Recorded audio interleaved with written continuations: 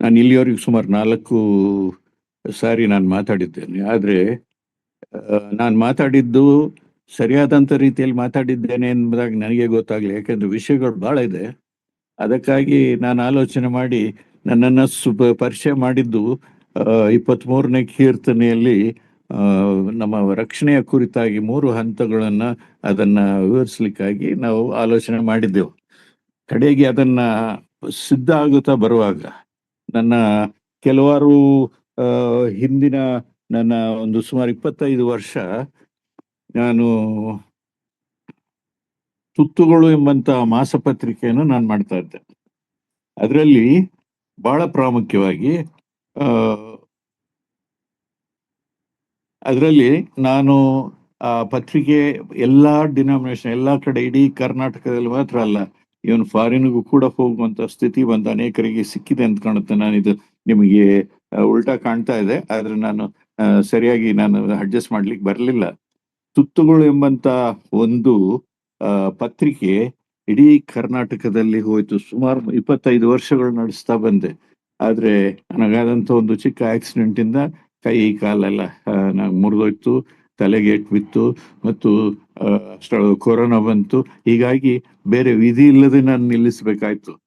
ಈ ದಿವಸ ಅದನ್ನೆಲ್ಲ ಕುರಿತು ಆಲೋಚನೆ ಮಾಡುವಾಗ ನನ್ನ ಒಂದು ಉದ್ದೇಶ, ಮುಖ್ಯವಾಗಿ ಉದ್ದೇಶ 2 ತಿಮೋತಿ 2:2, ನಿನಗೆ ಇತರರಿಗೆ ಬೋಧಿಸಲು ಶಕ್ತರಾದಂತ ನಂಬಿಗಸ್ತ ಮನುಷ್ಯರಿಗೆ ಒಪ್ಪಿಸಿಕೊಡು ಎಂಬುದಾಗಿ ಹೇಳುವಾಗ ದೇವರು ಅಧಿಕವಾದಂತ ವಿಷಯಗಳನ್ನು ನನಗೆ ತಿಳಿಸ್ಕೊಟ್ಟ. ಇದನ್ನ ನಾನು ತಿಳಿಸ್ಲಿಕ್ಕೆ ಯಾರನ್ನ ಹೋಗಿ ಕೇಳಲಿ? ಈ ದಿವಸಗಳಲ್ಲಿ ಯಾರೂ ಅರ್ಧ ಗಂಟೆಗಿಂತ ಹೆಚ್ಚಿನದಾಗಿ ದೇವರ ವಾಕ್ಯ ಕೇಳುವಷ್ಟು ಅವರಿಗೆ ಆಸಕ್ತಿ ಇಲ್ಲ. ನಾನು ಮಕ್ಕಳ ಮಧ್ಯದಲ್ಲಿ ವಿಶೇಷವಾಗಿ ಅದಕ್ಕಾಗಿ ನಾನು ವಿಶೇಷವಾದಂಥ ತರಬೇತಿ ಮಾಡಿ ನನ್ನ ಪುಸ್ತಕಗಳನ್ನು, ಕೆಲವಾರು ಪುಸ್ತಕಗಳು ಬೇರೆ ಬೇರೆ ರೀತಿಯಲ್ಲಿ ನಾನು ಬರೆದು ಪಬ್ಲಿಷ್ ಎಲ್ಲ ಭಾಷೆಗಳಲ್ಲಿ, ಬೇರೆ ಬೇರೆ ಭಾಷೆಗಳಲ್ಲಿ ಮಾಡಿದೆ. ಅದರಲ್ಲಿ ಪ್ರಾಮುಖ್ಯವಾಗಿ ಮಕ್ಕಳ ಒಂದು ಪರಿಸ್ಥಿತಿ, ನಾವು ಹೆಚ್ಚಿನದಾಗಿ ನಮ್ಮ ಬ್ರದರ್ನ ಅಸೆಂಬ್ಲಿಗಳಲ್ಲಿ ಎಲ್ಲ ಕಡೆ ಹೋಗಿದ್ದೇನೆ. ಆದ್ರೆ ಎಲ್ಲ ಕಡೆ ನಾವು ಮಕ್ಕಳನ್ನ ನಾವು ಆರಂಭದ ಯಾವ ವಿಷಯವನ್ನು ನಾವು ತಿಳಿಸ್ತಾ ಇಲ್ವೇನೋ ಅನ್ನೋಂಥ ಸ್ಥಿತಿ ಬಂತು. ಯಾಕೆಂದ್ರೆ ಆ ಒಂದು ವೇಳೆ ಮಕ್ಕಳು ಕ್ರಮವಾಗಿ ದೇವರ ವಾಕ್ಯ ಓದ್ತಾರೆ, ಪ್ರಾರ್ಥನೆ ಮಾಡ್ತಾರೆ, ಅಟೆಂಡ್ ಮಾಡ್ತಾರೆ ಎಂಬುದಾಗಿ ನಾವು ಮನಸ್ಸಿನಲ್ಲಿ ನೆನೆಸಿದ್ರು, ಮಕ್ಕಳನ್ನ ನಡೆಸುವಂತ ಸ್ಥಿತಿಯಲ್ಲಿ ನಾವು ಇಲ್ಲ ಎಂಬುದಾಗಿ ನಾನು ಅರ್ಥಕೊಂಡೆ. ನಾನು ಅದಕ್ಕಾಗಿ ನಾನು ಸೈಕಾಲಜಿಕಲ್ ಆಗಿ ಕೆಲವಾರು ಮತ್ತು ಸೊಲೊಮೋನ ಜ್ಞಾನೋಕ್ತಿಗಳನ್ನ ನಾನು ರೆಫರ್ ಮಾಡ್ತಾ ನಾನು ಎಲ್ಲರಿಗೆ ನಾನು ತಿಳಿಸ್ತಾ ಬಂದೆ, ಹಂಚುತ್ತಾ ಬಂದೆ. ಅದರಲ್ಲಿ ಇಲ್ಲಿ ಒಂದು ಪತ್ರಿಕೆ ನೋಡ್ತೇವೆ, ಇಲ್ಲೊಂದು ಫೋಟೋ ನೋಡ್ತೇವೆ. 3 ವಿಧವಾದಂತ ರೀತಿ, ಅದರಲ್ಲಿ ಜ್ಞಾನ, ತಿಳುವಳಿಕೆ ಮತ್ತು ಆ ವಿವೇಕ ಎಂಬುದಾಗಿ 3 ವಿಷಯಗಳನ್ನು ನಾನು ತಿಳಿಸ್ತಾ ಬಂದೆ. ಅದರಲ್ಲಿ ಸೈಕಾಲಜಿಕಲ್ ಆಗಿ ಅಥವಾ ವೈಜ್ಞಾನಿಕವಾಗಿ ಹೀಗೆ ಹೇಳ್ತದೆ, 4 ವರ್ಷದ ಮಕ್ಕಳಿಗೆ ಅವರಿಗೆ ದೇವರ ವಾಕ್ಯವನ್ನ ಸ್ಪಷ್ಟವಾಗಿ ತಿಳಿಸ್ಬೇಕು.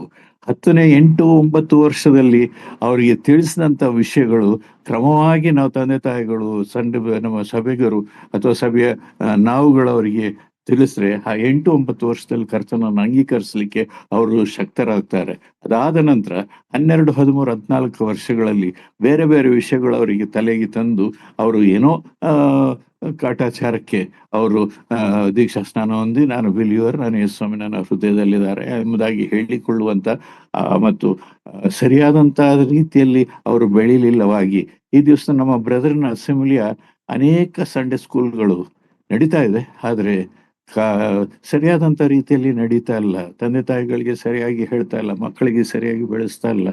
ನಾನು ಇದರ ಕುರಿತಾಗಿ ಇಡೀ ದಿವಸ ನಾನು ಮಾತಾಡಬಲ್ಲೆ, ಆದರೆ ನಾನು ವಿಷಯಕ್ಕೆ ಬರ್ತೇನೆ. ನಾವು ಪ್ರಾಮುಖ್ಯವಾಗಿ ಸತ್ಯವೇದವನ್ನ ನಾವು ಹೊಸದಾಗಿ ಕರ್ತನನ್ನ ತಿಳ್ಕೊಳ್ಳಿಕ್ಕೆ ಬಂದಂಥವ್ರು, ತಿಳಿದಂಥವರಿಗೆ ನಾವು ಕೊಡುವಂತ ಅನೇಕ ವಿಷಯಗಳು ಬೇರೆ ಬೇರೆ ಅಸ್ಥಿವಾರದ ಸತ್ಯತೆಗಳನ್ನು ಬಿಟ್ಟು ಬೇರೆ ಬೇರೆ ವಿಷಯಗಳಿಗೆ ನಾವು ಹೇಳ್ತೇವೆ, ತಪ್ಪಲ್ಲ. ಆದ್ರೆ ಸತ್ಯವೇದ ಸತ್ಯಾಂಶಗಳನ್ನ 4 ವಿಧವಾಗಿ, ಸತ್ಯಾಂಶಗಳನ್ನ 4 ವಿಧವಾಗಿ ವಿಂಗಡಿಸ್ತಾ ನಾನು ಹೇಳ್ತಾ ಬಂದೆ. ಅದರಲ್ಲಿ ಪ್ರಪ್ರಥಮವಾಗಿ ಮೊದಲನೇದು ಏನಂದ್ರೆ, ಸತ್ಯವೇದ ಸತ್ಯತೆಗಳ ವಿಡಂಬನೆಗಳನ್ನ ನಾವು ಸ್ಪಷ್ಟವಾಗಿ ನಾವು ಅರ್ಥಕೊಂಡು ನಮ್ಮ ಮಕ್ಕಳಿಂದ, ಎಲ್ಲಿಂದ ನಾವು ಇನ್ನೂ ಉದಾಹರಣೆ ಹೇಳೋದಾಗಿದ್ರೆ, ಮಕ್ಕಳು ಗರ್ಭದಲ್ಲಿರುವಾಗ್ಲಿಂದಲೇ ಹುಟ್ಟಿದಾಗ್ಲಿಂದಲೇ ತಿಳಿಸ್ಬೇಕು ಎಂಬುದಾಗಿ ಸೈಕಾಲಜಿ ತಿಳಿಸ್ತದೆ. ನಾನು ಕೆಲವರ ಪುಸ್ತಕಗಳನ್ನು ಪಬ್ಲಿಷ್ ಮಾಡಿದ್ದೆ. ಆ ಪುಸ್ತಕಗಳನ್ನ ಒಂದು ನನ್ನ ಹತ್ರ ಕಾಪಿ ಇಲ್ಲದೆ ಇದ್ದಂತ ರೀತಿಯಲ್ಲಿ ಬೇರೆ ಬೇರೆಯವರು ತಗೊಂಡ್ರು.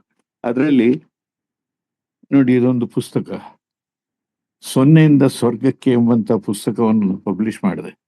ಅದರಲ್ಲಿ ಪಬ್ಲಿಷ್ ಮಾಡಿದಾಗ ಬೇರೆ ಬೇರೆ ಬಿಷಪ್ಗಳನ್ನೇ 500 ಕಾಪಿಗಳು ತಗೊಂಡು ಅವ್ರವ್ರ ಚರ್ಚೆಗೆ ಕಳಿಸಿದ್ರು.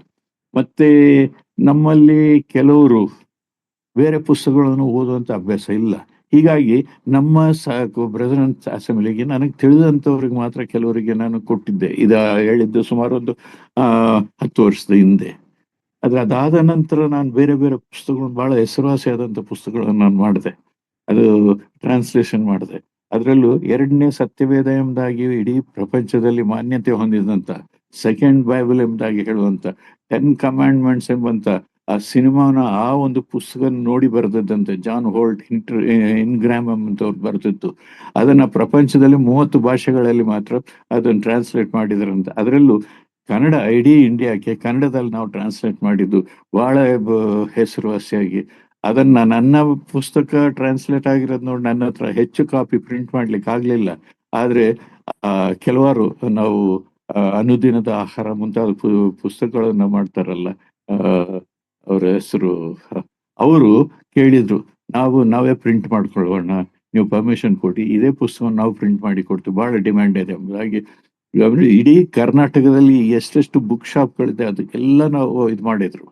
ಇರ್ಲಿ, ಅದೆಲ್ಲ ನನ್ನನ್ನ ಪ್ರಶಂಸೆ ಮಾಡ್ಲಿಕ್ಕಾಗಲ್ಲ. ವಿಷಯಕ್ಕೆ ಬರೋಣ. ವಿಷಯದಲ್ಲಿ ಹೀಗಿದೆ, ಸತ್ಯವೇದ ಆರಂಭದ ವಿಷಯ. ಸತ್ಯವೇದ ಬರೀ ಒಂದು ಧಾರ್ಮಿಕ ಪುಸ್ತಕ ಅಲ್ಲ. ಅದು ಬೇರೆ ಎಲ್ಲಾ ಮತಗಳ ಧರ್ಮ ಗ್ರಂಥಗಳಲ್ಲಿ ಹೇಳುವುದರಲ್ಲಿ ಈ ಪುಸ್ತಕ ಎಲ್ಲಾ ವಿಷಯದಲ್ಲಿ, ಅದು ಪವಿತ್ರಾತ್ಮದಿಂದ ಪ್ರೇರೇಪಿತವಾದದ್ದು, ಅದು ಏನು ಸೈಕಾಲಜಿಕಲ್ ಆಗಿ ಸೈಕಾಲಜಿಕಲಿ ಅದು ನಿಜ ಎಂಬುದಾಗಿ, ಮತ್ತು ಅದೇ ಅಲ್ಲದ ಭೂಗರ್ಭ ಶಾಸ್ತ್ರಗಳಿಂದ ಅದನ್ನು ನಿಜ ಎಂಬುದಾಗಿ, ಮತ್ತು ಡೇಟ್ಗಳು, ಪ್ರತಿಯೊಂದೊಂದಕ್ಕೂ ಡೇಟ್ಗಳನ್ನು ಕೊಟ್ಟು ಆಗಿರುವಂಥದ್ದನ್ನು ತಿಳಿಸಿರುವಂಥದ್ದು ನೋಡ್ತೇವೆ. ಇರ್ಲಿ, ನಾನು ಅದನ್ನು ಹೇಳುವುದಾಗಿದ್ರೆ ಈ ದಿವಸದ ಸಂದೇಶ, ನನ್ನ ಮುಖ್ಯವಾದ ಸಂದೇಶ ತಪ್ತದೆ. ಆದ್ರೆ ವಿಷಯಕ್ಕೆ ಬರ್ತೇನೆ. ಏನಂದ್ರೆ, ಸತ್ಯವೇದದಲ್ಲಿ ನಾವು ಹೇಳುವಂತ ನನಗೆ ಕೊಡಲ್ಪಟ್ಟಂತಹದ್ದು 3 ವಿಧವಾದಂತ ರಕ್ಷಣೆ ಕುರಿತಾಗಿ ನಾನು ಸತ್ಯವೇದದಿಂದ 23ನೇ ಕೀರ್ತನೆಯಿಂದ ಎಂಬುದಾಗಿ ಹೇಳಲ್ಪಟ್ಟಿದೆ. ಆದ್ರೆ 23ನೇ ಕೀರ್ತನೆ ಎಂಬುದಾಗಿ ಹೇಳುವಂಥದ್ದಲ್ಲ. ಸತ್ಯವೇದ ಆರಂಭದಿಂದ ಆದಾಮನು ಹವ್ವಳು ಏದೆನ್ ತೋಟದಿಂದ ಹೊರಗಡೆ ಹಾಕಿದಾಗ್ಲಿಂದ ಆರಂಭವಾಗಿ ಕಡೆಯವರೆಗೂ ಈ 3 ವಿಧವಾದಂತಹ ಸತ್ಯಾಂಶಗಳನ್ನ ಪ್ರಾಮುಖ್ಯವಾಗಿ ರಕ್ಷಣೆಯ ಕುರಿತಾಗಿ, ಅದರಲ್ಲಿರುವಂತಹ ವಿವಿಧ ಭಾಗಗಳ ಕುರಿತಾಗಿ ತಿಳಿಸುತ್ತಾ ಇದೆ. ಆದ್ರೆ ಅದನ್ನ ಧ್ಯಾನ ಮಾಡಿದ್ರೆ ಸಿಗ್ತದೆ. ಒಂದು ಚಿಕ್ಕ ಉದಾಹರಣೆ ಹೇಳ್ತೇನೆ. ಸತ್ಯವೇದದಲ್ಲಿ 6 ಪುಸ್ತಕಗಳು ಧರ್ಮಶಾಸ್ತ್ರಗಳು ಎಂಬುದಾಗಿ ಕರೆಯಲ್ಪಟ್ಟಿದೆ, ಕಾಂಡಗಳು. 6 ಕಾಂಡಗಳಲ್ಲಿ ಅದರಲ್ಲೂ 1 ಕಾಂಡ ಚಾರಿತ್ರಿಕವಾಗಿ ಆದಿಕಾಂಡ.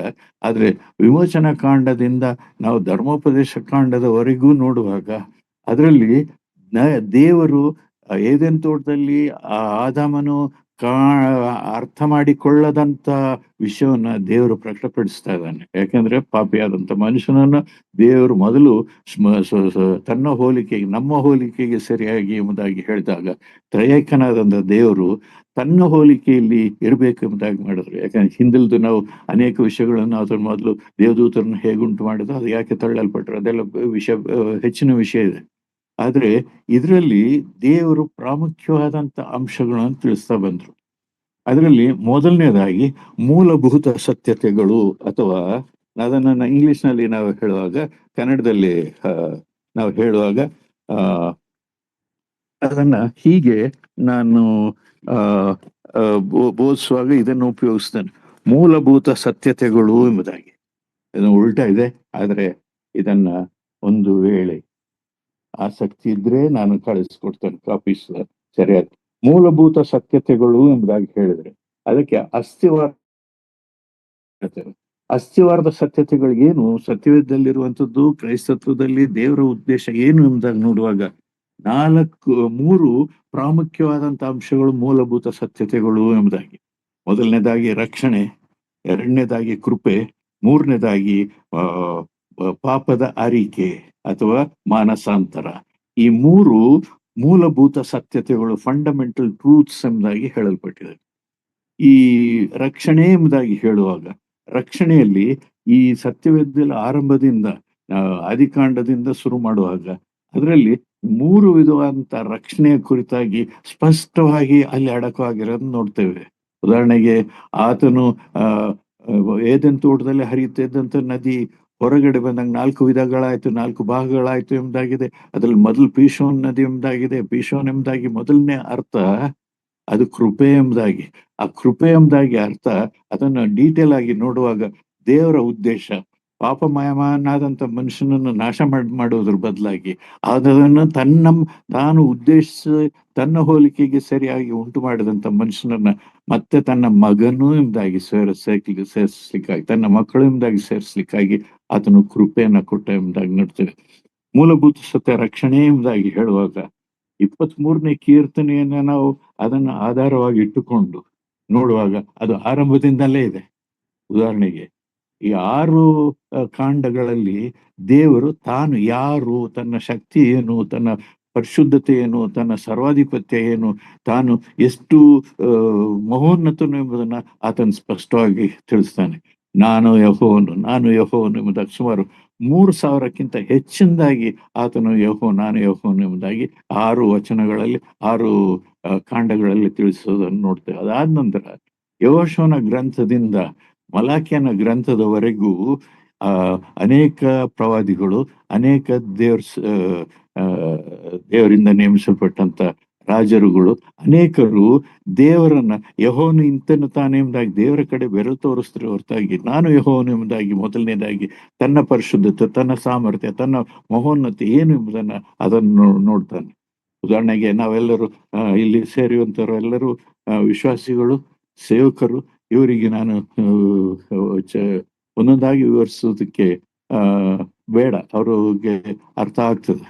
ಹಾಗಿದ್ರೆ ದೇವರು 23ನೇ ಕೀರ್ತನೆ ಎಂಬುದಾಗಿ ನಾವು ಆಲೋಚಿಸುವಾಗ 23ನೇ ಕೀರ್ತನೆಯ ಪ್ರಾರಂಭ, ಆ 23ನೇ ಕೀರ್ತನೆ, 22ನೇ ಕೀರ್ತನೆ, 24ನೇ ಕೀರ್ತನೆ ಅದು ಈಗ ಶತಮಾನದಲ್ಲಿ ಅಥವಾ ಕ್ರಿಸ್ತ ಶಕ 1228ರಲ್ಲಿ ಅದು ಅಧ್ಯಾಯಗಳಾಗಿ ಅದು ವಿಂಗಡವಾಯಿತು. ಅದಕ್ಕೆ ಮೊದಲು ಒಂದೇ ಪುಸ್ತಕವಾಗಿತ್ತು. ಹಾಗಿದ್ರೆ ಯೆಹೋವ ನನ್ನ ಕುರುಬನು ಎಂಬುದಾಗಿ ಹೇಳುವಂತ ಈ ಮೂಲಭೂತ ಸತ್ಯತೆಯಲ್ಲಿ ಅಡಕವಾಗಿರುವಂಥದ್ದು ಬರೀ ಅದು 23ನೇ ಕೀರ್ತನೆ ಓದೋದ್ರಿಂದಲ್ಲ. ಅದು ಇಡೀ ಸಬ್ಜೆಕ್ಟ್ ಏನಂದ್ರೆ 22, 23, 24ನೇ ಕೀರ್ತನೆಯಲ್ಲಿ ಅದನ್ನ ಸಂಪೂರ್ಣವಾಗಿ ಆರಂಭದಿಂದ ಅಂತ್ಯದವರೆಗೆ, ಪ್ರಕಟಣೆಗಳವರೆಗೂ ಮತ್ತು ದೇವರು ಯೇಸುಸ್ವಾಮಿ ಬರುವವರೆಗೂ ಇರುವಂತ ಆ ರಕ್ಷಣೆ ಕುರಿತಾಗಿ ತಿಳಿಸಿರುವಂಥದ್ದು ನೋಡ್ತೇವೆ. ಉದಾಹರಣೆಗೆ 22ನೇ ಕೀರ್ತನೆಯಲ್ಲಿ ನಾನು ಇಲ್ಲೊಂದು ಪಿಕ್ಚರ್ ನಾನು ಕೆಲವರಿಗೆ ಕಳಿಸಿದ್ದೆ. ಇದು ಉಲ್ಟಾ ಕಾಣ್ತಾ ಇದೆ, ಆದ್ರೆ ನಾವು ಎಡಗಡೆಯಿಂದ ನೋಡೋಣ. 22ನೇ ಕೀರ್ತನೆ ಕೆಂಪು ಮತ್ತು ಬಿಳಿ ಇರುವಂತ ಆ ಬೆಟ್ಟದ ಗುರುತು ಯೇಸುಸ್ವಾಮಿಯ ಶಿಲುಬೆಯ ಕುರಿತಾಗಿ ತಿಳಿಸುವಂಥದ್ದು 22ನೇ ಕೀರ್ತನೆ. ಅದರ ಅರ್ಥ ಏನು? ಅದಕ್ಕಿಂತ ಹಿಂದೆ ನೋಡುವಾಗ ನಾವೆಲ್ಲರೂ ಕುರಿಗಳಂತೆ ದಾರಿ ತಪ್ಪಿ ತೊಳಲುತ್ತಾ ಇದ್ದೆವು. ಯಾವಾಗಿಂದ? ಏನೇನ್ ತೋಟದಲ್ಲಿ ನಾವು ಪಾಪಿಗಳಾಗಿ ನಾವು ಹೊರಗಡೆ ಬಂದಾಗ ಇಡೀ ನಾವು ಪಾಪಿಗಳಾಗಿಯೇ ಮುಂದುವರಿದೆವು. ದೇವರು ಅನೇಕ ಯಜ್ಞಗಳನ್ನ ರಕ್ತ ಅರ್ಪಿತವಾದಂತ ಯಜ್ಞಗಳನ್ನ ಆತನು ನೇಮಿಸಿದ. ಕಾರಣ ಏನಂದ್ರೆ ರಕ್ತ ಧಾರ ಇಲ್ಲದೆ ಪಾಪ ಪರಿಹಾರವಿಲ್ಲ ಎಂಬುದಾಗಿ. ಹಾಗಿದ್ರೆ ದೇವರು ಅದನ್ನು ಮುನ್ಸೂಚನೆಯಾಗಿ ಆ ರಕ್ತವನ್ನು ಇಟ್ಟರು. ನಾವು ರಕ್ತವನ್ನು ಎಲ್ಲಿ ನೋಡ್ತೇವೆ ಅಂದ್ರೆ ಏದೇನ್ ತೋಟದಲ್ಲೇ ನೋಡ್ತೇವೆ. ಆವಾಗ ಮನುಷ್ಯನು ಪಾಪ ಮಾಡಿದಾಗ ಆತನು ಬೆತ್ತಲಾಗಿದ್ದೇನೆ ಎಂಬುದಾಗಿ ಹೇಳುವಾಗ ಒಂದು ಪ್ರಾಣಿಯನ್ನ ಕೊಂದು, ಕುರಿಯನ್ನು ಕೊಂದು ಅದರ ಚರ್ಮವನ್ನು ಅಂಗಿಯನ್ನಾಗಿ ಮಾಡಿಕೊಟ್ಟು ಅಲ್ಲಿಂದ ನೋಡ್ತೇವೆ. ಅಲ್ಲಿಂದ ಒಂದೊಂದು ಹೆಜ್ಜೆ ನೋಡುವಾಗ ಆ ರಕ್ತವನ್ನ ಅಥವಾ ಕುರಿಯ ವಿಷಯದಲ್ಲಿ ತಿಳಿಸ್ತಾ ಬಂದ. ಅದಾದ ನಂತರ ಸತ್ಯವೇದದಲ್ಲಿ ನೋಡುವಾಗ ಇಡೀ ಕೀರ್ತನೆಗಳಲ್ಲಿ ಸುಮಾರು ಕಡೆಗಳಲ್ಲಿ ಈ ರಕ್ತದ ಕಡೆ ಆತನ ರಕ್ಷಣೆಯ ಕುರಿತಾಗಿ ತಿಳಿಸಿರೋದನ್ನು ನೋಡ್ತೇವೆ. ಇರ್ಲಿ, ಈಗ ಇದರಲ್ಲಿ ನೋಡುವಾಗ ಆ ಮೊದಲನೇ ಚಿತ್ರ 23ನೇ ಚಿತ್ರ.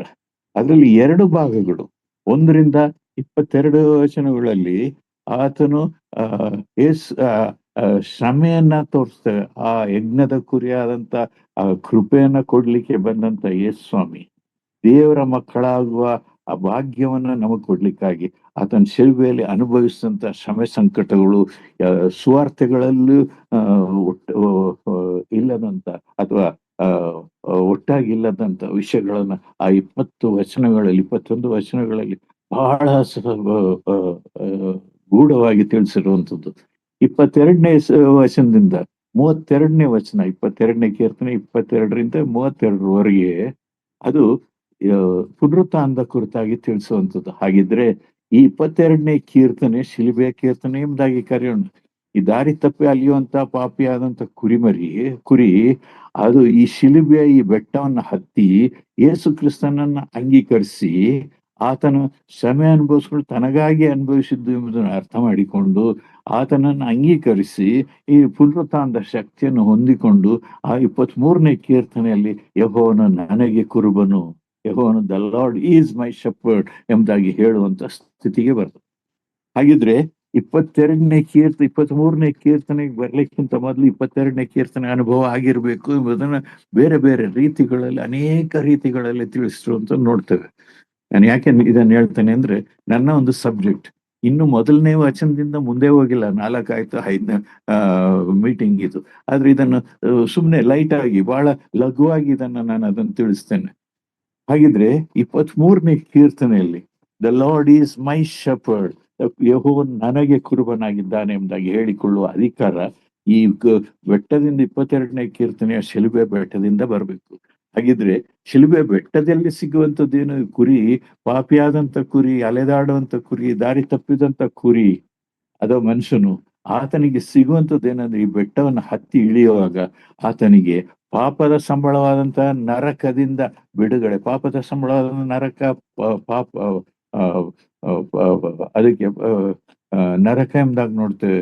ನರಕದ ಭಯದಿಂದ ಬಿಡುಗಡೆ ಆಗುವಂತ ಒಂದು ಇದು. ಹಾಗಿದ್ರೆ ನಮಗ್ ಸಿಗುವಂಥದ್ದು ಏನಂದ್ರೆ, ಆ 22ನೇ ಕೀರ್ತನೆಯಲ್ಲಿ ಶಿಲುಬೆಯ ಕೀರ್ತನೆಯನ್ನು ದಾಟಿ ಬಂದಾಗ ನಾನು ಆತನ ಕುರಿಮರಿ ಆಗ್ತೇನೆ. ಆತನ ಕುರಿ, the Lord is my shepherd, ಆತನಿಗೆ ಕುರಿ ಆಗ್ತೇನೆ.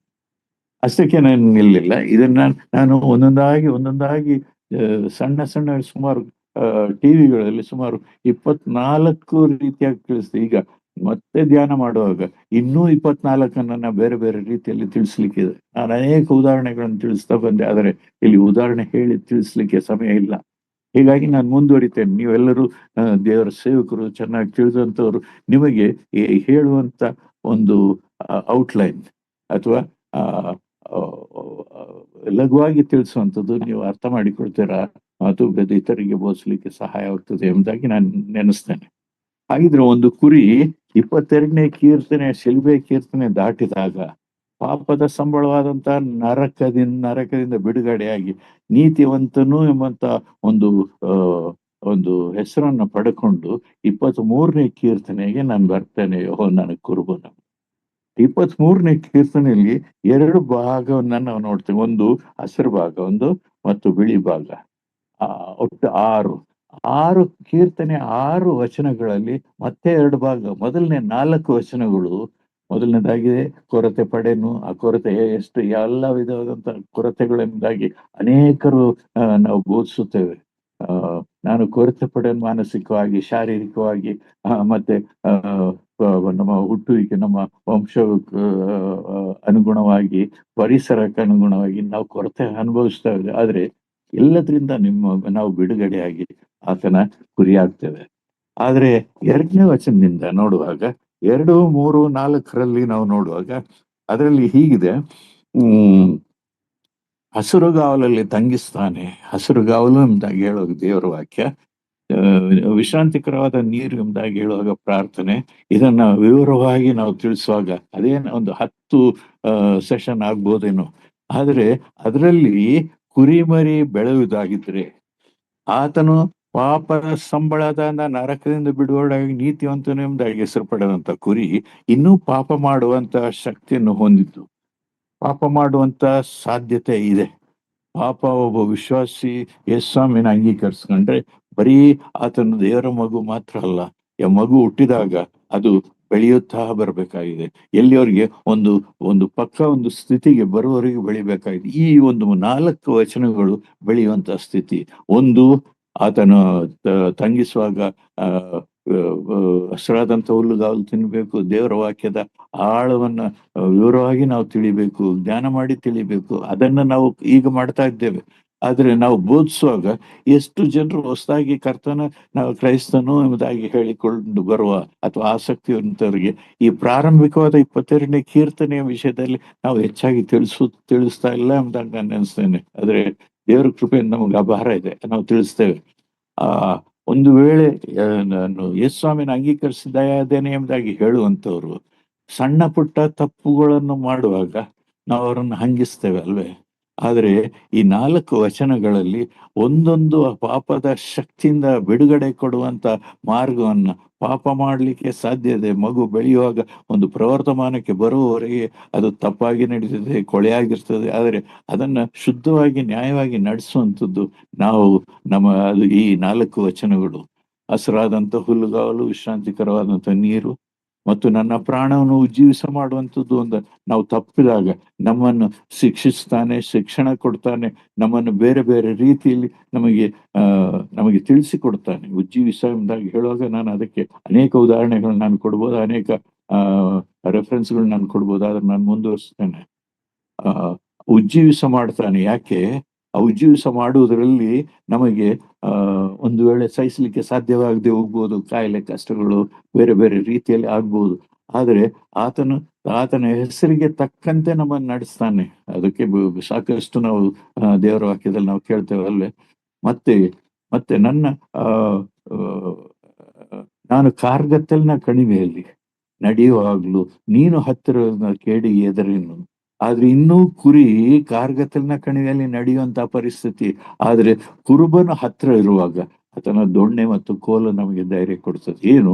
ಆತನ ಕೋಲು ದೊಣ್ಣೆ ಎಂಬುದಾಗಿ ಹೇಳುವಾಗ ಆತನ ವಾಗ್ದಾನಗಳು, ಅದಕ್ಕೆ ಸಾಕಷ್ಟು ರೆಫರೆನ್ಸ್ಗಳನ್ನು ಬೇರೆ ಬೇರೆ ಉದಾಹರಣೆಗಳನ್ನ ಕೊಡ್ಲಿಕ್ಕೆ ಸಿದ್ಧ. ಆದ್ರೆ ನಾನು ವಿಷಯ ಮುಂದಕ್ಕೆ ತರ್ತಾ ಇದ್ದೇನೆ.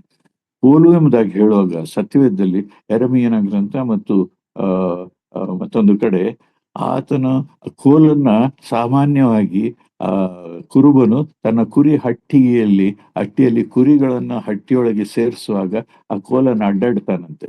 ಕುರಿಗಳು ಅದರ ಕೆಳಗೆ ದೂರಿಕೊಂಡು ಅದರ ಕೆಳಗೆ ನುಗ್ಗಿ ಹೋಗುವಾಗ ಎಣಿಸುತ್ತಾನಂತೆ. ನಿನ್ನ ಎಣಿಕೆಗೆ ಬರುವ ಹಾಗೆ ನೀನು ಕೋಲ್ನ ಅಡಿಯಲ್ಲಿ ನಾನು ದಾಟಿದ್ದೇನೆ ಎಂಬುದಾಗಿರುವಂಥದ್ದು ರೆಫರೆನ್ಸ್ಗಳು ಅನೇಕದಿದೆ. ಅದರ ಅರ್ಥ ಏನು? ಕಾರ್ಗತ್ತಲಿನ ಕಣೆ ಮರಣಾಂಧಕರವಾದಂತ ಕಣಿವೆಯಲ್ಲಿ ಲೋಕದಲ್ಲಿ ನಾವು ನಡೀತಾ ಇದ್ದೇವೆ. ಆದ್ರೆ ನಾವು ಆತನ ಕುರಿಗಳು ಆದ್ರೆ ನಡೀತಾ ಇದೆ. ಆದ್ರೆ ಆತನ ಹತ್ರ ಹೋಗುವಾಗ ಆತನು ಕೊಡುವಂತ ವಾಗ್ದಾನಗಳು ಮತ್ತು ಆತನ ಪ್ರತಿದಿನ ನಾವು ನಮ್ಮನ್ನ ಪರೀಕ್ಷೆ ಮಾಡಿಕೊಂಡು ಆತನ ಎಣಿಕೆಯಲ್ಲಿ ಇದ್ದೇವೆ ಎಂಬುದಾಗಿ ಹೇಳಿಕೊಳ್ಳುವಂತ ಮನೋಸ್ಥಿತಿಗೆ ನಾವು ಬರ್ಬೇಕು. ಅದಕ್ಕೆ ಅನೇಕ ಉದಾಹರಣೆಗಳು. ಆದ್ರೆ ನಾನು ಆ ವಿಷಯಗಳನ್ನು ಮುಂದುವರಿಸ್ತಾ ಇದ್ದೇನೆ. ಹಾಗಿದ್ರೆ ಕಾರ್ಗತ್ತಲಿನ ಕಣಿವೆಯಲ್ಲಿ ನಡೆಯುವಾಗ ನೀನು ಹತ್ತಿರದಿಂದ ಕೇಡಿಗೆ ಎದುರು. ಈ 4 ವಚನಗಳಾದ ಮೇಲೆ ಒಂದು ಕುರಿ, ಒಬ್ಬ ವಿಶ್ವಾಸಿ ಒಂದು ಸ್ಥಿತಿಗೆ ಬಂದಾಗ 5 ಮತ್ತು 6 ವಚನಗಳು ಅದು ವಿವರವಾಗಿ ತಿಳಿಸ್ತದೆ. 5 ಮತ್ತು 6 ವಚನಗಳಲ್ಲಿ ಹೀಗಿದೆ: ವೈರಿಗಳ ಮುಂದೆ ನೀನು ನನಗೋಸ್ಕರ ಔತಣವನ್ನು ಸಿದ್ಧಪಡಿಸಿದ್ದಿ ಎಂಬುದಾಗಿ ಹೇಳುವಾಗ ನಾವು ಅದು ಪಕ್ಕ ಮಾಡುವಂಥ ಕರ್ತನು ರಾತ್ರಿ ಭೋಜನ ಯೇಸ್ವಾಮಿ ರಾತ್ರಿ ಭೋಜನ ಆ ಸಂದರ್ಭದಲ್ಲಿ ರೊಟ್ಟಿ ಮತ್ತು ದ್ರಾಕ್ಷರಸ ಕೊಡುವಾಗ ಆತನು ಹೇಳಿದ ಅರ್ಥ ಆಗ್ಲಿಲ್ಲ ಬಹಳ ಜನರಿಗೆ. ಅವ್ರಿಗೆ ಇನ್ನೂ ಪವಿತ್ರಾತ್ಮ ಬಂದಿರ್ಲಿಲ್ಲ, ಸತ್ಯವೇದ ಇರಲಿಲ್ಲ, ಅವ್ರಿಗೆ ಅರ್ಥ ಆಗ್ಲಿಲ್ಲ. ಅದರ ಅರ್ಥ ಇದೆ.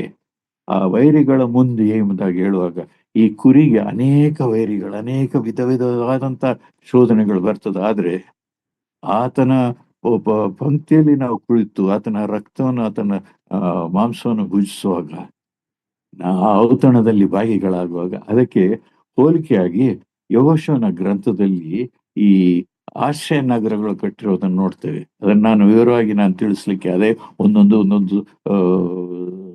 ಇದಾಗಿ ನಾನು ಬರೆದಿದ್ದೆ. ಅದರಲ್ಲಿ ಹೀಗಿದೆ: ಆ ಆಶ್ರಯ ನಗರದಲ್ಲಿ ಮೊದಲನೇ ನಗರದ ಹೆಸರು ಅದಕ್ಕೆ ಹೀಗಿದೆ. ಮೊದಲನೇ ಆಶ್ರಯ ನಗರದಲ್ಲಿ ಆತನು ತಿಳಿಸುವಂಥದ್ದು, ಕ್ಷಮಿಸಿ, ಹ್ಮ್. ಕೇದೇಶ್ ಕೇದೇಶ್ ಎಂಬುದಾಗಿದೆ. ಕೇದೇಶ್ ಎಂಬುದಾಗಿ ಹೇಳುವಾಗ ಅದಕ್ಕೆ ಬಹಳ ಹೆಸರೇನಂದ್ರೆ ಆ, ಅದರಲ್ಲಿ ಅನೇಕ ಅರ್ಥಗಳಿದೆ. ಆದ್ರೆ ಒಂದು ಶ್ರೇಷ್ಠವಾದ ಅರ್ಥ ಪವಿತ್ರತೆ ಎಂಬುದಾಗಿ. ಆ ಖೇದೇಶ್ ಎಂಬಂತ ಆಶ್ರಯ ನಗರದಲ್ಲಿ ಕುರುಬನು ತಂಗಿಸುವಾಗ ಮೊದಲನೇದಾಗಿ ಅಲ್ಲಿ ಖೇದೇಶ್ ಅಂದ್ರೆ ಪವಿತ್ರ, ದೇವರು ಪವಿತ್ರತೆಯನ್ನ ನಾವು ತಿಳಿತೇವೆ. ನಮ್ಮ ಜೀವಿತವನ್ನು ಕಾರ್ಯತನ ಕಣಿಯಲ್ಲಿ ನಡೆಯುವಾಗ ನಾವು ಇಲ್ಲಿವರೆಗೆ ಅದನ್ನ ನಾವು ಸ್ಟಡಿ ಮಾಡ್ತಾ ಬರುವಾಗ, 4 ವಚನಗಳಲ್ಲಿ ನಾವು ಓದ್ತಾ ಬರುವಾಗ ಖೇದೇಶ್ ಹತ್ರ ಬರುವಾಗ ತನ್ನ ಪವಿತ್ರತೆ ಏನು ಎಂಬುದಾಗಿ ಅರ್ಥ ಮಾಡ್ಕೊಳ್ತೇವೆ. ಹಾಗೆ ಒಂದೊಂದು ನೋಡುವಾಗ ಮತ್ತು ಇನ್ನೊಂದಿದೆ ಅದರಲ್ಲಿ ಆ ಶೆಕೆಮ್ ಎಂಬುದಾಗಿ, ಅದರಲ್ಲಿ ಬಲವು ಶಕ್ತಿಯನ್ನು ತಿಳಿಸುವಂಥದ್ದು. ಹೆಬ್ರೋನ್ ಎಂಬುದಾಗಿ ಫೆಲೋಶಿಪ್ ಅನ್ಯೋನ್ಯತೆ, ಮತ್ತು ಬೇಚೇರ್ ಎಂಬುದಾಗಿ ಹೇಳುವಾಗ ರಾಮೋತ್ ಎಂಬುದಾಗಿ, ಗೋಲಾನ್ ಎಂಬುದಾಗಿ ಹೇಳುವ ಒಂದೊಂದಕ್ಕೂ ಕ್ರಿಸ್ತಿಯ ಮೆಚೂರಿಟಿ ಅಥವಾ ಪರಿಪಕ್ವವಾದ ಕ್ರಿಸ್ತಿಯ ಸ್ಥಿತಿಯನ್ನ ಅದು ತಿಳಿಸ್ತದೆ. ಅದನ್ನ ನಾವು ವಿವರವಾಗಿ ನಾವು ಒಂದೊಂದಕ್ಕೂ ಸಾಕಷ್ಟು ನಾವು ಧ್ಯಾನ ಮಾಡ್ಲಿಕ್ಕಿದೆ. ಹಾಗಿದ್ರೆ ಹೇಗಿದೆ ಆ ಆ ಆ, 6ನೇ ವಚನದಲ್ಲಿ ತಲೆ ತಗ್ಗಿಸಿ ನಡೆಸುವಂತ ಕುರಿ ತಲೆ ಎತ್ತಿ ನೋಡ್ತದೆ. ಇಲ್ಲಿಗೆ ಆ 24ನೇ ಕೀರ್ತನೆಯ ಬೆಟ್ಟಕ್ಕೆ ಹೋಗ್ತದೆ. ಶಿಲುಬೆ ಬೆಟ್ಟದಿಂದ ದಾಟಿ ಬಂದು ಅದು ಬೆಳೆಯುತ್ತಾ ಬಂದು ಆ ಒಂದು ಪ್ರವರ್ತಮಾನಕ್ಕೆ ಬಂದಾಗ, ಅಥವಾ ಆತನ್ ಬಂದಾಗ ವೈರಿಗಳ ಮುಂದೆ ನನಗೋಸ್ಕರ ಔತಣವನ್ನು ಸಿದ್ಧಪಡಿಸುತ್ತೆ. ಏನ್ ಔತಣ? ಆತನು ನನ್ನ ತಲೆಗೆ ತೈಲವನ್ನು, ನಮಗೆ ಅಭಿಷೇಕ ಸಿಗ್ತದೆ, ಯಾಜಕರಿಗೆ ರಾಜರುಗಳಿಗೆ ಅಭಿಷೇಕ ಕೊಟ್ಟಂತ ರೀತಿ ಅಭಿಷೇಕ ಸಿಗ್ತದೆ. ನನ್ನ ತಲೆಗೆ ತೈಲವನ್ನು ಹಚ್ಚಿಸುತ್ತಿ ನನ್ನ ಪಾತ್ರೆ ತುಂಬಿ ಹೊರಸೂಸ್ತದೆ. ಎಷ್ಟೋ ಸಾರಿ ನಾವು ಹಾಡ್ತೇವಲ್ವ, ತುಂಬಿ ಹೋಯ್ತು ತುಂಬಿ ಹೋಯ್ತು, ನನ್ನ ಪಾತ್ರೆ ತುಂಬಿ ಹೋಯ್ತು. ಸುಮ್ಮನೆ ಹಾಡ್ತೇವೆ, ಮಕ್ಕಳಿಗೆ ಹೇಳಿಕೊಡ್ತೇವೆ. ಆದ್ರೆ ತುಂಬಿ ಹೋಗುವಂತ ಪರಿಪಕ್ವವಾದಂತ ಸ್ಥಿತಿಗೆ ನಾವು ಬರ್ತೇವೆ. ಆಗ ನಾವು ನಮ್ಮ ತಲೆಗಳನ್ನ ಮೇಲೆ ಕೆತ್ತಿ ನನ್ನ ಪಾತ್ರೆ ತುಂಬಿ ಹೊರಸೂಸ್ತದೆ, ನಾನು ನಿಶ್ಚಯವಾಗಿ ಖಂಡಿತವಾಗಿ ಯಾವ ಡೌಟ್ ಇಲ್ಲದೆ ನನ್ನ ಶುಭ ಕೃಪೆಯು ನನ್ನನ್ನು ಹಿಂಬಾಲಿಸು. ಯಾಕೆಂದ್ರೆ ನಾನು ಸದಾ ಕಾಲ ಯೆಹೋವನ ಕರ್ತನ ಸನ್ನಿಧಿಯಲ್ಲಿ ಇರ್ತೇನೆ. ಈ ಲೋಕದಲ್ಲಿ ಯೇಸು ಸ್ವಾಮಿಯನ್ನ ಅಂಗೀಕರಿಸಿ ಬಂದಂತ ವ್ಯಕ್ತಿ, ಯೇಸು ಸ್ವಾಮಿಯನ್ನ ಸ್ವೀಕರಿಸಿದಂತ ವ್ಯಕ್ತಿ, ಆತನ ಪಾಪದ ಸಂಬಳವಾದಂತ ನರಕದಿಂದ ಬಿಡುಗಡೆ ಆಗ್ತಾನೆ. ದೇವರ ಮಗು, ದೇವರ ಕುರಿಮರಿಯ ಮುಂದಾಗ ಆಗ್ತಾನೆ. 3ನೇ ಕೀರ್ತನೆ ಮೊದಲನೇ 4 ವಚನದಲ್ಲಿ ಬೆಳೆಯುವಂತ ಕುರಿ ಆಗ್ತಾನೆ. 5 ಮತ್ತು 6 ವಚನಗಳಲ್ಲಿ ಆತನು ಬೆಳೆದಂತ ಅಥವಾ ಆತನು ಪರಿಪೂರ್ಣವಾಗಿ ಅರಿತಂತ ತಲೆಯನ್ನು ಮೇಲೆ ಕೆತ್ತಿ 24ನೇ ಕೀರ್ತನೆಯಲ್ಲಿ ಹೀಗಿರುವಂತೆ ಏನಂತಿದೆ, 24ನೇ ಕೀರ್ತನೆಯಲ್ಲಿ ಭೂಮಿಯು ಅದರಲ್ಲಿರುವ ಸಮಸ್ತವು ಒಂದು ತಲೆ ಎತ್ತಿ ಆ ದೇವರನ್ನ ನೋಡ್ತದೆ. ಲೋಕವು ಅದರ ನಿವಾಸಿಗಳ ಆತನವೇ, ಆತನೇ ಅದರ ಅಸ್ಥಿವಾರವನ್ನು ಹಾಕಿದವನು. ಅದರ ಅದರ ಆ ಅದಕ್ಕೆ ಏನಂತೆ ಜಲರಾಶಿಗಳನ್ನು ಸ್ಥಿರಪಡಿದ ದೇವರನ್ನ ಪರಿಪೂರ್ಣವಾಗಿ ನೋಡ್ತದೆ. ಅದಾದ ನಂತರ ಅದು ಹೇಳ್ತದೆ, ಇಗೋ ದ್ವಾರಗಳೇ ಉನ್ನತವಾಗಿರ್ಲಿ, ಪುರಾತನ ಕದಗಳೇ ತೆರೆದುಕೊಂಡಿರಿ, ಮಹಾಪ್ರಭಾವವುಳ್ಳ ಅರಸನು ಆಗಮಿಸ್ತಾನೆ ಎಂಬುದಾಗಿ ಆ 24ನೇ ಕೀರ್ತನೆಯ ಆ ಬೆಟ್ಟವಾದ ಕಡೆಗೆ ನೋಡ್ತದೆ. ಕುರಿ ಯಾವಾಗ್ಲೂ ತಲೆ ತಗ್ಗಿಸಿ ತಲೆ ಎತ್ತದಂತ ಸ್ಥಿತಿ ಅದು. ಆದ್ರೆ ಅಲ್ಲಿಗೆ ಬರುವಾಗ ಪರಿಪಕ್ವಾದ ಮೆಚೂರಿಟಿ ಅಥವಾ ಒಂದು ಒಂದು ಬೆಳೆದಂತ ಚೆನ್ನಾಗಿ ತಿಳಿದಂತ ಕುರಿ ಪರಲೋಕದ ಕಡೆಗೆ ನೋಡ್ತಾರೆ. ಹಾಗಿದ್ರೆ 22ನೇ ಕೀರ್ತನೆ ಶಿಲ್ಬೆ ಕೀರ್ತನೆ, 23ನೇ ಕೀರ್ತನೆಯಲ್ಲಿ ಶಿಲ್ಬೆ ಕೀರ್ತನೆ, 22ನೇ ಕೀರ್ತನೆಯಲ್ಲಿ ಆತನ ಶ್ರಮೆ ಮರಣಗಳು ಪುನರುತ್ಥಾನ ನೋಡ್ತೇವೆ.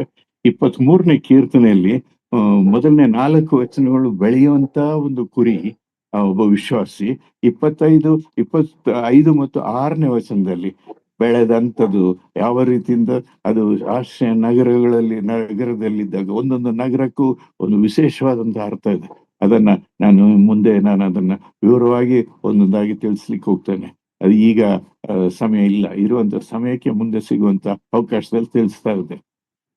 6ನೇ ವಚನದಲ್ಲಿ ಧೈರ್ಯವಾಗಿ ಹೇಳ್ತಾನೆ, ನಿಶ್ಚಯವಾಗಿ ನನ್ನ ಜೀವಮಾನದಲ್ಲೆಲ್ಲ ಶುಭ ಕೃಪೆಯು ನನ್ನ ನಿಂಬಾಲಿಸಿ. ಯಾವಾಗ ಕರ್ತನು 24ನೇ ಬರುವಾಗ, ಆತನು ರಾಜಾದಿರಾಜನಾಗಿ ಬರುವಾಗ, ದ್ವಾರಗಳೇ ಉನ್ನತವಾಗಿರ್ರಿ, ಪುರಾತನ ಕದಗಳೇ ತೆರೆದುಕೊಂಡಿರ್ರಿ, ಮಹಾಪ್ರಭಾವವುಳ್ಳ ಅರಸನು ಆಗಮಿಸ್ತಾನೆ.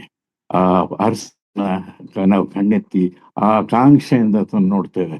ನೋಡುವಾಗ ಆತನೊಡನೆ ನಾವು ಆತನಿಗೆ ಹೋಗ್ತೇವೆ. ದೇವದೂತರು, ಸೆರಾಫಿಯರು, ಕೆರೂಬಿಗಳಿಗೆ ಇಲ್ಲದಂತ ಅಮೋಘವಾದಂತ ಆತನ ಜೊತೆಯಲ್ಲಿ ನಾವು ದೇವರ ಮಕ್ಕಳು ಎಂಬುದಾಗಿ ಆತನ ಜೊತೆಯಲ್ಲಿ ಇರ್ತೇವೆ. ಅದಕ್ಕಾಗಿ ಬರುವಂತ 2ನೇ ಸಾರಿ ಬರುವಂತ ಕ್ರಿಸ್ತನ ಕುರಿತಾಗಿ ತಿಳಿಸುವಂಥದ್ದು. ಹಾಗಿದ್ರೆ ಪ್ರಿಯರೇ, ಸಮಯ ಆಗ್ತಾ ಬರ್ತಾ ಇದೆ. ನಾನು ಅದನ್ನ ನಿಲ್ಲಿಸ್ಲಿಕ್ಕೆ ಪ್ರಯತ್ನ ಪಡ್ತೇನೆ. ಅದರಲ್ಲಿ ಹೀಗಿದೆ, 22ನೇ ಕೀರ್ತನೆಯ ಒಂದು ರಕ್ಷಣೆಯ ಒಂದು ಅರ್ಥ ಏನಂದ್ರೆ, ಅದು ಪಾಪದ ಸಂಬಳವಾದಂತಹ ನರಕದಿಂದ ಬಿಡುಗಡೆಯಾಗಿ ನೀತಿವಂತನು ಎಂಬಂತಹ ಹೆಸರನ್ನು ಹೊದ್ದುಕೊಂಡು ಪಡೆದುಕೊಂಡು ಮತ್ತು ಕೊರತೆಗಳು ಒಂದೊಂದಾಗಿ ಆತನ ನೀಗಿಸು ಆತನ ಮೇಲೆ ಹಾಕುವಾಗ ಹೇಗೆ ಹುಟ್ಟಿದ ಮಗು ಅದಕ್ಕೆ ಯಾವುದು ಗೊತ್ತಿಲ್ವೋ ಅದಕ್ಕೆ ಹೇಗೆ ಅದನ್ನು ಹೆತ್ತವರು, ತಾಯಿ, ತಂದೆ ಎಷ್ಟು ರೆಸ್ಪಾನ್ಸಿಬಲ್, ಎಷ್ಟು ಜವಾಬ್ದಾರಿಗಳು ಎಂಬುದಾಗಿ ನೋಡುವಾಗ ಆತನ ಮೇಲೆ ಡಿಪೆಂಡ್ ಆಗುವಂತ ರೀತಿಯಲ್ಲಿರುವಾಗ ಆ ಕೊರತೆಗಳಿಂದ ಇರುವಾಗ ನಮಗೆ ತಿಳಿಯುವಂಥದ್ದು ಹಸಿರಾದಂಥ ಹುಲ್ಲುಗಾವಲುಗಳನ್ನು ತಿಳಿಯುವಾಗ ಅದು ಬೆಳೆಯುತ್ತಾ ಬರ್ತದೆ. ಎಲ್ಲಿ ತಿನ್ನಬೇಕು, ಹೇಗೆ ನಾನು ಜೀವಿಸ್ಬೇಕು, ಹೇಗೆ ನಾನು ಬೆಳಿಬೇಕು. ಮತ್ತೆ ಆಗ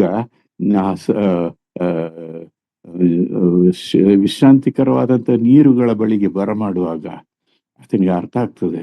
ವಿಶ್ರಾಂತಿಕರವಾದಂಥ ನೀರು ಎಂಬುದಾಗಿ ಕಳೆದ ಸಾರಿ ನಾನು ಹೇಳಿದ್ದೆ, ಹರಿಯುವಂತ ನೀರಿನ ತೊರೆಗಳಿಗೆ ಕುರಿಗಳು ಹೋಗುವುದಿಲ್ಲ. ಅದಕ್ಕಾಗಿ ಆತನು ವಿಶ್ರಾಂತಿಕರವಾದಂತಹ ನೀರುಗಳ ಬಳಿಗೆ ಕರ್ಕೊಂಡು ಹೋಗ್ತಾನೆ. ಯಾಕಂದ್ರೆ ಅಲ್ಲಿ ನಿಂತ ನೀರು, ಶಾಂತವಾದಂತ ನೀರಿನಲ್ಲಿ ಕುರಿ ಕುಡಿಯುವಾಗ ಅದರಲ್ಲಿ ತನ್ನ ಮುಖ ನೋಡ್ಕೊಂತದಂತೆ. ಪ್ರಾರ್ಥನಾ ಜೀವಿತ ತನ್ನ ಮುಖ ನೋಡಿಕೊಳ್ಳುವಂತ ಒಂದು ಸ್ಥಿತಿಗೆ ಅಷ್ಟೇ ಅಲ್ಲ, ಹಿಂದೆ ನಿಂತ ಕುರುಬನನ್ನು ನೋಡ್ತದೆ, ಆ ಚಿತ್ರವನ್ನು, ಆ ನೆರಳನ್ನು ನೋಡ್ತದೆ. ಹಾಗಿದ್ರೆ ಪ್ರಾರ್ಥನೆಯ ನಿಜವಾದಂತ ಅರ್ಥವನ್ನು ನಾವು ಅಲ್ಲಿ ನೋಡ್ತೇವೆ. ಅದ ನಂತರ ನನ್ನ ಪ್ರಾಣವನ್ನು ಉಜ್ಜೀವಿಸ ಮಾಡಿ, ಹೇಗಿದ್ರು ನಾ ಕುರಿಯೇ, ಮೂರ್ಖ ಕುರಿ, ನಾನು ಪಾಪ ಮಾಡುವ ಸ್ವಭಾವದವನು. ಅದಕ್ಕಾಗಿ ಆತನು ತನ್ನ ಅಮೂಲ್ಯವಾದಂತಹ ರಕ್ತವನ್ನು, ನನ್ನ ಪಾಪವನ್ನು ಒಪ್ಪಿಕೊಂಡು ಅರಿಕೆ ಮಾಡಿದ್ರೆ ಕ್ಷಮಿಸುವವನು, ಕರುಣಿಸುವವನು ಆಗಿದ್ದಾನೆ. ಆತನು ಹೇಳುವಂಥದ್ದು, ಆತನು ನಮ್ಮ ಪ್ರಕೃತಿಯನ್ನು ಬಲ್ಲ, ನಾವು ಧೂಳು ಎಂಬುದನ್ನು ಅರ್ಥಕೊಳ್ಳುತ್ತಾನೆ. 103ನೇ ಕೀರ್ತನೆಯಲ್ಲಿ ವಿಶದವಾಗಿ ಅದು ಸ್ಪಷ್ಟವಾಗಿ ಆ ಒಂದು ಚಿತ್ರವನ್ನ, ಬೆಳೆಯುವಂತಹ ಚಿತ್ರವನ್ನು, ಆತನ ಕುರುಬತ್ವದ ಚಿತ್ರವನ್ನು ನಾವು ನೋಡ್ತೇವೆ. ಅದನ್ನ ಇನ್ನೊಂದ್ಸಾರಿ ನಾವು ನೋಡೋಣ. ಮತ್ತೆ ಅದನ್ನ ನೋಡಿದ ನಂತರ 24ನೇ ಕೀರ್ತನೆಯ ಆ ಪರಿಪೂರ್ಣ ಸ್ಥಿತಿಯನ್ನು ನಾವು ನೋಡ್ತೇವೆ. ಪ್ರಿಯರೇ, ನಾನು ಇದನ್ನ ಕುರಿತು ವಿವರವಾಗಿ ಒಂದೊಂದಾಗಿ ಹೇಳಲಿಕ್ಕೆ ಆಸೆ ಪಡ್ತೇನೆ. ಮಕ್ಕಳ ಸ್ಟೇಜ್ಗೆ ಚಿಕ್ಕ ಕಥೆಗಳು, ಸ್ವಲ್ಪ ಬೆಳೆದಂಥವರಿಗೆ, ಬೆಳೆಯುತ್ತಾ ಇರುವಂಥವರಿಗೆ ನೈಜ ಜೀವಿತ ಕಥೆಗಳು ಮತ್ತು ಬೆಳೆದಂಥವರಿಗೆ ಹೇಗೆ ಎಂಬುದನ್ನು ನಾನು ವಿಶದಪಡಿಸ್ತಾ ಬಂದೆ. ಆದ್ರೆ ಇಲ್ಲಿ ನನಗೆ ಬರೀ ಸ್ವಲ್ಪ ಸಮಯ ಮಾತ್ರ ಇರುವುದರಿಂದ ನಾನು ಎಲ್ಲವನ್ನು ಇದಕ್ಕಾಗಿ ನಾನು ನನ್ನ ಹೃದಯವನ್ನು ಇದಕ್ಕಾಗಿ ಇಟ್ಟಿದ್ದೇನೆ. ನನ್ನ ವಯಸ್ಸಾಯ್ತು, ನಾನು ಹೆಚ್ಚು ವಿಷಯಗಳಂತ ಅದೇ ಬರೀಲಿಕ್ಕೆ ನನ್ನ ಕೈಲಿ ಆಗ್ತಾ ಇಲ್ಲ. ಯಾಕಂದ್ರೆ ಕೈ ಮುರಿದಿದೆ, ಬರೀಲಿಕ್ಕೆ ಆಗ್ತಾ ಇಲ್ಲ, ಬರೆದು ಪಬ್ಲಿಷ್ ಮಾಡುವಂತ ಸ್ಥಿತಿಯಲ್ಲಿ ಇಲ್ಲ ನಾನು. ಯಾಕಂದ್ರೆ 57 ವರ್ಷಗಳು ನಾನು ಕೆಲಸ ಮಾಡ್ತಾ ಸೇವೆ ಮಾಡುವಂತ ಯಾರ ಹಂಗೂ ಇಲ್ಲದೆ ನಾನು ಕರ್ತನನ್ನ ನೋಡ್ತಾ ಬಂದವನು. ಅದರಲ್ಲೂ ಹೆಚ್ಚಾದಾಗಿ 121ನೇ ಕೀರ್ತನೆಯನ್ನ ನಾನು ಜೀವಿತದಲ್ಲಿ ಅಳವಡಿಸಿಕೊಂಡಂತವನು ಒಬ್ಬರು ಸೇವಕರು ನಾನು ಹಾಗೆ ನಡೆಸ್ತಾರೆ. ನಾನು ಕಣ್ಣೆತ್ತಿ ಪರ್ವತಗಳ ಕಡೆಗೆ ನೋಡ್ತೇನೆ, ನನ್ನ ಸಹಾಯ ಎಲ್ಲಿಂದ ಬರುವುದು ಎಂಬುದಾಗಿ ಅದು, ಮತ್ತು ಅಲ್ಲಿಂದ ಮುಂದೆ ಭೂಮಿ ಆಕಾಶವನ್ನು ಸೃಷ್ಟಿಸಿದ ಕರ್ತನಿಂದಲೇ ನನ್ನ ಸಹಾಯ ಬರ್ತದೆ ಎಂಬಂತ 2 ವಾಕ್ಯಗಳ ಮಧ್ಯದಲ್ಲಿರುವಂತ ಆ ಕ್ವಶನ್ ಮಾರ್ಕ್ ಅಥವಾ ಪ್ರಶ್ನಾರ್ಥಕ ಚಿಹ್ನೆ ನನ್ನ ಜೀವಿತದಲ್ಲಿ ದೊಡ್ಡದಾಗಿ ಮೂಡಿತು. ಹಾಗಿದ್ರೆ ನನ್ನ ಪ್ರತಿಯೊಂದೊಂದು ಕೊರತೆಯನ್ನ ನಾನು ಕಣ್ಣೆತ್ತಿ ಪರ್ವತಗಳ ಕಡೆಗೆ, ಪರ್ವತಗಳಂತ ಜನರಂತ, ಪರ್ವತಗಳಂತ ಸನ್ನಿವೇಶಗಳಿಗೆ ನೋಡ್ತಾ ಇದ್ದೆ. ಆದ್ರೆ ಅದನ್ನೆಲ್ಲಾ ಉಂಟು ಮಾಡಿದಂತ ಭೂಮಿ ಆಕಾಶವನ್ನು ಉಂಟು ಮಾಡಿದ ಕರ್ತನಿಂದ ಬರ್ತದೆ ಎಂದಾಗ ನೋಡಿದೆ. ಪ್ರಿಯರೇ, ಈ ದಿವಸ ನನಗೆ ಇಷ್ಟೊಂದು ಎಲ್ಲಾ ಕಡೆಗಳಲ್ಲಿ ನನಗೆ ದೇವರ ವಾಕ್ಯ ಹಂಚಲಿಕ್ಕೆ ಕಷ್ಟಕರವಾದಂತ ಸ್ಥಿತಿಯಲ್ಲಿ ಹೋದ್ರು ದೇವರು ಫಲಪ್ರದವಾಗಿ ಎಲ್ಲಿ ಹೋದ್ರು ಅದರ ಫಲವನ್ನ ಕೊಡ್ಲಿಕ್ಕಾಗುವಂತ ಕೃಪೆಯನ್ನು ಕೊಟ್ಟ. ಅದಕ್ಕಾಗಿ ಸೈತಾನಿಗ ತೊಂದರೆ ಬಂದ ಅನೇಕ ಅಡ್ಡಿಗಳನ್ನು ತಂದ. ಕೈ ಮುರಿದ, ಕಾಲ್ ಮುರಿದ, ತಲೆಗೆ ಪೆಟ್ಟು ಬಿತ್ತು, ಹಲ್ಲುಗಳೆಲ್ಲ ಹೋಯ್ತು, ಮತ್ತೆ ಎಲ್ಲಾ ರೀತಿಯ ಸಂಬಂಧದ ಪರಿಸ್ಥಿತಿಗಳನ್ನು ಆದರೂ ಕರ್ತನ ನಡೆಸ್ತಾ ಇದ್ದಾನೆ. ಪ್ರಿಯರೇ, ನಾನು ನಿಲ್ಲಿಸ್ತೇನೆ. ನಾನು ಹಾಗಿದ್ರೆ ಯೆಹೋವನ ಕುರುಬನು, ನನ್ನ ದೇವರೇ ಯಾಕೆ ನನ್ನನ್ನು ಕೈ ಬಿಟ್ಟಿದ್ದಿ ಎಂಬುದಾಗಿ ಹೇಳುವಂಥದ್ದು. ದೇವಾದಿ ದೇವನ ತ್ರೈಏಕ ದೇವರಲ್ಲಿ ಒಂದಾಗಿದ್ದಂತ ಯೇಸು ಕ್ರಿಸ್ತನು ನನ್ನ ದೇವರೇ ಎಂಬುದಾಗಿ ಆ ಮನುಷ್ಯನ ಹಾಗೆ ಆತನು ಸಫರ್ ಮಾಡಿ, ಕಷ್ಟಪಟ್ಟು, ಶ್ರಮೆ ಅನುಭವಿಸಿ ನನ್ನ ದೇವರೇ ಆತನು ಮನುಷ್ಯನಾಗಿ ಆತನು ಹೇಳ್ತಾ ಇದ್ದಾನೆ. ಮತ್ತೆ ಅರ್ಧದಲ್ಲಿ ಆತನ ಪುನರುತ್ಥಾನದಲ್ಲಿ ದೇವರನ್ನು ಕೊಂಡಾಡ್ತಾನೆ. ಅದಾದ ನಂತರ ನನ್ನನ್ನ ಕುರಿಯಾಗಿ ಮಾಡ್ತಾನೆ. ಆ 22ನೇ ಕೀರ್ತನೆ ಪಾಪದ ಸಂಬಳವಾದಂತ ನರಕದಿಂದ ಬಿಡುಗಡೆ ಮಾಡುವಂಥದ್ದು. 23ನೇ ಕೀರ್ತನೆ ಪಾಪದ ಶಕ್ತಿಯಿಂದ, ಪಾಪಮಯವಾದ ಶಕ್ತಿಯಿಂದ ನನ್ನನ್ನು ಬಿಡುಗಡೆ ಮಾಡುವಂಥದ್ದು. ಮತ್ತು 3ನೇದು ಪಾಪದ ಸಮ್ಮುಖದಿಂದಲೇ ಬಿಡುಗಡೆ ಮಾಡುವಂತ ರಕ್ಷಣೆಯನ್ನು ಕೊಟ್ಟುವಂಥದ್ದು. ಹಾಗಿದ್ರೆ ಕೃಪೆಯ ಮುಖಾಂತರವಾಗಿ ಕೊಟ್ಟ ಆ ಕೃಪೆಯ ಮುಖಾಂತರವಾಗಿ ನನಗೆ ಸಿಕ್ಕುವಂತ ಇದೇನಂದ್ರೆ, I am free from the penalty of sin. ಎರಡನೇದು, I am free from the power of sin. ಮೂರನೇದು, I am free from the physically, I am free from the physical freeness. ನನಗೆ ನಿರ್ಮಲನು ಅಥವಾ ನನ್ನನ್ನ ಪವಿತ್ರನೂ ಎಂಬುದಾಗಿ ಕರೆದ ಆತನ ಮಗನು ನಾನು ನಿಷ್ಕಪಟದುಳ್ಳವನು ಎಂಬುದಾಗಿ ಕೊಟ್ಟ. ನನ್ನನ್ನು ಶುದ್ಧನೂ ಎಂಬುದಾಗಿ ಕರೆದ. ಅದಾದ ನಂತರ ನಾನು ಆತನ ಜೊತೆಯಲ್ಲಿ ಇರ್ತೇನೆ ಎಂಬುದಾಗಿ ನಡೆಸ್ತಾ.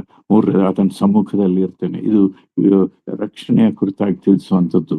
ಕೃಪೆ ಎಂಬುದಾಗಿ ಹೇಳುವಾಗ ದೊಡ್ಡ ಸಬ್ಜೆಕ್ಟ್. ಅದು ಕೂಡ ಅದನ್ನು ನಾವು ಸರಿಯಾಗಿ ನಾವು ನೋಡುವಾಗ ನಾವು ಸುಮ್ಮನೆ ಹೇಳ್ತೇವೆ, ಸ್ವಾಮಿ ಯೇಸು ನನ್ನ ಜೊತೆ ಕೃಪೆ ಆಗಿರೋ ಕ್ರಿಸ್ತನೇ ಕೃಪೆ. ಆದರೆ ಕೃಪೆಯ ಆಳವಾದಂತ ಶಬ್ದ. ಹಳೆಯ ಒಡಂಬಡಿಕೆಯಲ್ಲಿ ದೇವರು ಎಲ್ಲರೂ ಕೇಳ್ತಾ ಇದ್ರು, ಕೃಪೆ ಕೊಡು ದೇವರೇ, ಕೃಪೆ ಕೊಡು ಎಂಬುದಾಗಿ. ಆದ್ರೆ ಹೊಸ ಒಡಂಬಡಿಕೆಯಲ್ಲಿ ಆ ಕೃಪೆ ನಮ್ಮಲ್ಲೇ ಇರುವಂಥದ್ದು. ಯೇಸು ಸ್ವಾಮಿ ಪಾಪ ಮೊದಲನೇದಾಗಿ ಆ ಪ್ರಾರ್ಥನೆಯನ್ನು ಅಭ್ಯಾಸ ಮಾಡಿಸಿದ್ದು ಹಾಗೆ, ಪರಲೋಕದಲ್ಲಿರುವ ನಮ್ಮ ತಂದೆ, ನಮ್ಮ ತಂದೆ, ನಮ್ಮ ತಂದೆ ಎಂಬುದಾಗಿ ಹೇಳಿಕೊಳ್ಳುವಂಥದ್ದು ಕೃಪೆ ಮುಖಾಂತರವಾಗಿ ಸಿಕ್ಕಿದ್ದು, ನಮ್ಮ ಸ್ವಂತ ಪ್ರಯತ್ನದಿಂದ ಅಲ್ಲ. ನಿನ್ನ ನಾವು ಪರಿಶುದ್ಧವೆಂದು ಎಣಿಸಲ್ಪಡಲಿ. ನಾವು ಆತನನ್ನು ಆರಾಧಿಸುವಾಗ ಆತನ ಪರಿಶುದ್ಧತೆಯನ್ನು ನಾವು ನೆನಪು ಮಾಡಿ ಆರಾಧಿಸ್ಬೇಕಾಗಿದೆ. ಮತ್ತೆ ನಮ್ಮ ಪ್ರಾರ್ಥನೆಯಲ್ಲಿ ನಮ್ಮ 4 ವಿಧವಾಗಿ ನಾನು ಕಳೆದ ಸಾರಿ ಹೇಳಿದೆ, ಆಕ್ಟ್ಸ್ ಎಂಬುದಾಗಿ, ಅಪೊಸ್ತಲರ ಕೃತ್ಯಗಳ ಆಕ್ಟ್ಸ್ ಎಂಬುದಾಗಿ ಕರೀತಾರೆ. ಆದ್ರೆ ಇಲ್ಲಿ ನಾನು ಹೇಳುವಂಥದ್ದು ಅಡೋರೇಷನ್. ಅದಕ್ಕೆ ಕನ್ನಡದಲ್ಲಿ ಸರಿಯಾದಂತ ಶಬ್ದ ಇಲ್ಲ. ನಾವು ದೇವರನ್ನು ಆರಾಧಿಸ್ಲಿಕ್ಕೆ ಬರುವಾಗ ನಾವು ಅನೇಕ ನಮ್ಮ ಬೇಡಿಕೆಗಳನ್ನು ಇಡ್ತೇವೆ, ಬೇರೆ ಬೇರೆ ಕಷ್ಟಗಳನ್ನು ತಿಳಿಸ್ತೇವೆ. ಆದ್ರೆ ಆರಾಧನೆಯಲ್ಲಿ ಆತನ ಪರಿಶುದ್ಧತೆಯನ್ನ, ಆತನನ್ನ ಕೊಂಡಾಡುವಂತ ಸ್ಥಿತಿ. ಎಂದಾಗಿರೋ ಕನ್ಫೆಷನ್ ಬರೀ ಪಶ್ಚಾತ್ತಾಪ ಅಲ್ಲ, ಮಾನಸಾಂತರ. ಅದಕ್ಕಾಗಿ ಅನೇಕ ಉದಾಹರಣೆಗಳನ್ನು ನಾವು ಅನೇಕ ಸತ್ಯದಲ್ಲಿ ಉದಾಹರಣೆಯನ್ನು ನೋಡ್ತೇವೆ. ಕನ್ಫೆಷನ್ಗೂ, ಬರೀ ಪಶ್ಚಾತ್ತಾಪ ಪಟ್ಟವ್ರಿಗೂ, ಮಾನಸಾಂತರ ಪಟ್ಟವ್ರಿಗೂ ಅನೇಕ ಉದಾಹರಣೆಯನ್ನು ನಾವು ನೋಡ್ತೇವೆ. ಎಂಬುದಾಗಿ ಹೇಳುವಾಗ ಆತನು ಕೊಟ್ಟಂತ ಎಲ್ಲಾ ಉಪಕಾರಗಳಿಗೆ ನಾವು ಸ್ತೋತ್ರ ಹೇಳುವಂಥದ್ದು. ಆತನು ಮುಖ್ಯವಾಗಿ ಆತನು ತನ್ನ ಚಿತ್ತದ ಪ್ರಕಾರ ಕೊಟ್ಟದ್ದನ್ನು. 4ನೇದಾಗಿ ಎಂದಾಗಿ ಸಪ್ಲಿಕೇಶನ್, ಇತರಿಗಾಗಿ ಪ್ರಾರ್ಥನೆ ಮಾಡುವಂಥದ್ದು. ಹೀಗೆ ಅನೇಕ ವಿಷಯಗಳನ್ನು ನಾವು ಕಲಿಯಬಹುದಾಗಿದೆ ಸಹೋದರರೇ. ಈ ದಿವಸ ಎಷ್ಟು ನಿಮ್ಗೆ ಅರ್ಥ ಆಯ್ತು ಎಂಬುದಾಗಿ ಗೊತ್ತಿಲ್ಲ. ಎಷ್ಟೋ ಸಂದರ್ಭದಲ್ಲಿ ಹೀಗೆ ಅನ್ನಿಸ್ತದೆ. ನನ್ನ ಕುಟುಂಬದಲ್ಲೇ ಕೆಲವರು ಹೇಳ್ತಾರೆ, ನಿನಗೆ ತಲೆಗೆ ಬಿದ್ದಿದ್ರಿಂದ ಅನೇಕ ವಿಷಯಗಳು ತುಂಬಿರೋದ್ರಿಂದ ಸ್ಪಷ್ಟವಾಗಿ ನೀನು ಹೇಳ್ತಾ ಇಲ್ಲ, ಸ್ಪಷ್ಟವಾಗಿ ಅರ್ಥ. ಕೆಲವು ಹೊಸದಾಗಿ ಕೇಳೋರಿಗೆ ಸ್ಪಷ್ಟವಾಗಿ ಗೊತ್ತಾಗ. ಆದ್ರೂ ನನ್ನ ಹೃದಯದಲ್ಲಿರುವಂತ ಈ ವಯಸ್ಸಿನಲ್ಲಿ ನಾನು ಇತರಿಗೆ ಹೇಳ್ಬೇಕೆಂಬುದಾಗಿ ಸುಮಾರು 4-5 ಕಡೆ ಈ ತಿಂಗಳು, ಮುಂದಿನ ತಿಂಗಳು ಏಪ್ರಿಲ್ ತಿಂಗಳಲ್ಲಿ ನನಗೆ ಕೊಪ್ಪದಲ್ಲಿ ನನಗೆ ಟೀಚರ್ಸ್ ಮತ್ತು ಅನೇಕ ಬ್ರದರ್ ಎಲ್ಡರ್ಸ್ಗಳಿಗೆ ನಾನು ಬೈಬಲ್ ಸ್ಟಡಿ ಕೊಡ್ಬೇಕಾಗಿದೆ, ಮಕ್ಕಳಿಗೆ ಕೊಡ್ಬೇಕಾಗಿದೆ. ಮತ್ತೆ ಏಪ್ರಿಲ್ ಮೇ ತಿಂಗಳಲ್ಲಿ ಬೆಳಗಾಂ ಹತ್ರ ಒಂದು ದೊಡ್ಡದಾದಂತ ಒಂದು ಕೂಟವನ್ನು ನಡೆಸಿ ಅದರಲ್ಲಿ ಮಕ್ಕಳಿಗೆ, ಯವನಸ್ಥರಿಗೆ, ಸಂಡೇ ಸ್ಕೂಲ್ ಟೀಚರ್ಸ್ ನಡೆಸ್ಲಿಕ್ಕಾಗಿ ಇನ್ವಿಟೇಷನ್ ಇದೆ. ಟ್ರಾವೆಲ್ ಮಾಡ್ಲಿಕ್ಕೆ ಕಷ್ಟ, ಆದ್ರೂ ನಾನು ಹೋಗ್ತಾ ಇದ್ದೇನೆ. ದಯಮಾಡಿ ಪ್ರಾರ್ಥನೆ ಮಾಡಿ.